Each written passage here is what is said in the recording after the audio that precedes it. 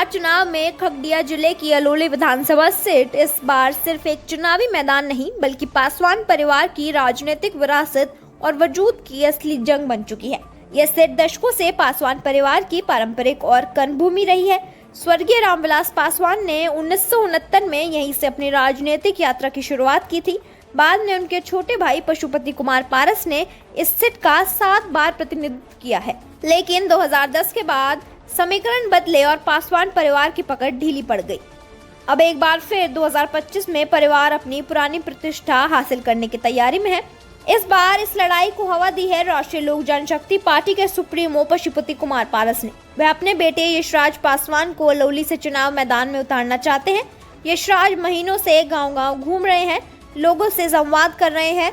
उनके लिए यह चुनाव सिर्फ राजनीतिक पदार्पण नहीं बल्कि पिता की विरासत को फिर से स्थापित करने की बड़ी चुनौती है। लेकिन यह राह इतनी आसान नहीं।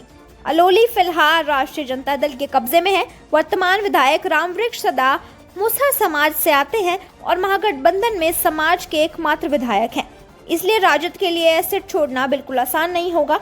अगर महागठबंधन में रालोजपा को यह सीट नहीं मिलती है तो यह पारस के सियासी प्रभाव पर भी सवाल खड़ा कर देगी। इस त्रिकोणीय संघर्ष में एक और अहम नाम है लोक जनशक्ति पार्टी के प्रमुख चिराग पासवान। चिराग की नजर भी इस सीट पर है। सूत्रों के मुताबिक वे अपने किसी करीबी रिश्तेदार को यहां से उम्मीदवार बना सकते हैं। रालोजपा के प्रवक्ता श्रवण अग्रवाल का दावा है कि अलौली से ही रामविलास पासवान जी ने राजनीति की शुरुआत की थी। पारस जी 7 बार विधायक रहे हैं।